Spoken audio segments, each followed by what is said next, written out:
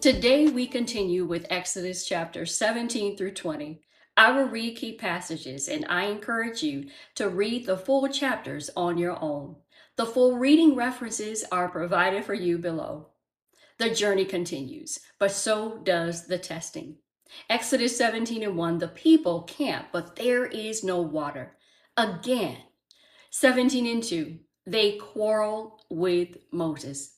Give us water to drink. Exodus 17 and 3. Why did you bring us up out of Egypt to make us and our children die of thirst? The same pattern returns.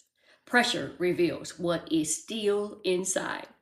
Exodus 17 and 4. Moses cries out to God, "What am I to do with these people?" Leadership carries weight, y'all.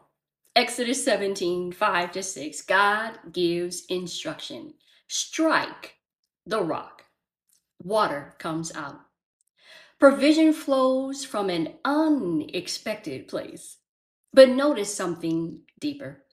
The place is named Massah and Meribah, testing and quarreling. They tested God by saying, "Is the Lord among us or not?" Exodus 17 and 7. Even after everything, they still question the presence of God. Then in Exodus chapter 17 and 8, a new challenge arises. Amalek attacks. This is the first external battle. Exodus 17, 9 to 11, as long as Moses holds up his hand with the rod, Israel prevails. When his hands drop, Amalek gains ground. This reveals something important. Victory is not just physical, it is spiritual. Exodus 17 and 12, Aaron and Hur support his hands. Strength is sustained through support. Exodus 17 and 13, Joshua overcomes Amalek. 14 to 16, God says, "This will be remembered." Write it down. Exodus 18, something shifts from conflict to wisdom. 18 and 1, Jethro, Moses' father-in-law, comes. He hears what God has done. 9 to 10, he rejoices. "Now I know that the Lord is greater than all other gods." God's work becomes a testimony to others. 18, 13 to 18, Moses is judging all the people alone. Jethro says, "What you are doing is not good." Even called leaders can become overwhelmed. Exodus 18, 21 to 23, he gives structure. Appoint capable men to help. Delegation is not weakness, it is wisdom. Then in Exodus 19, everything begins to build toward something greater. Exodus 19, 3 to 4, God says, "I carried you on eagle's wings and brought you to myself." Deliverance was not the end, it was the beginning of relationship. Exodus 19, 5 to 6. "You will be for me a kingdom of priests and a holy nation." This is identity. They are being set apart. Exodus 19, 10 to 11. The people are told to consecrate themselves. Preparation matters here before encountering God. Verses 12 to 13 of chapter 19. Boundaries are set. God is holy and must be approached rightly.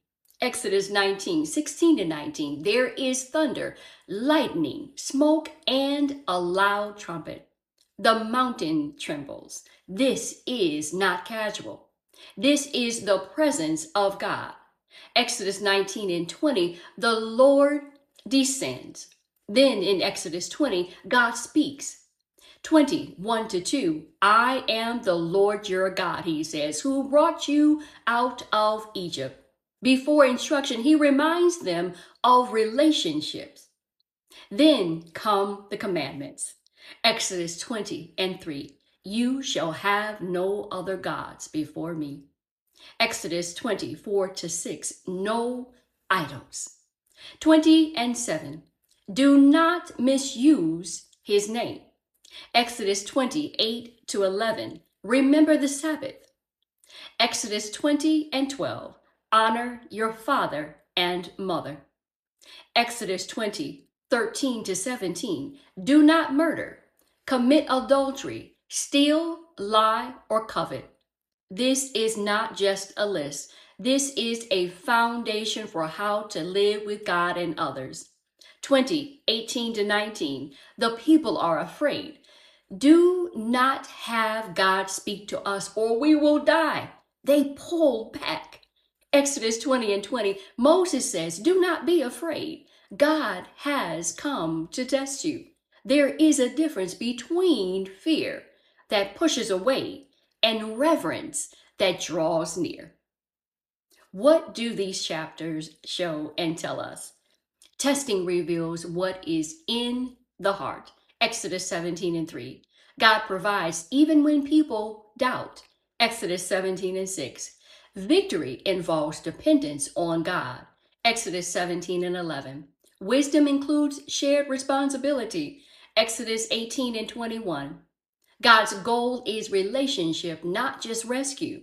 Exodus 19, 4 to 6. God is holy and must be approached with reverence.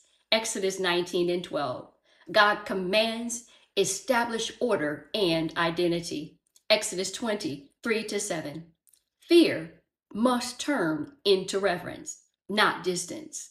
Exodus 20 and verse 20. Now let's connect all of this across scripture. The water from the rock in Exodus 17 and 6 connects to 1 Corinthians 10 and 4. Testing God connects to Psalm 95 and 8. Being a kingdom of priests in Exodus 19 and 6 connects to 1 Peter 2 and 9. The commandments connect to Matthew 22, 37 through 40. And reverence before God connects to Hebrews 12 and 28 through 29.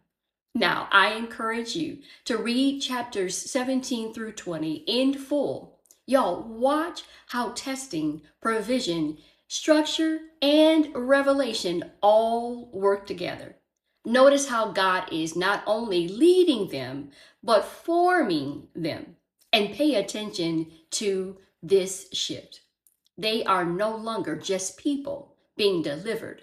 They are becoming a people set apart. The story continues tomorrow.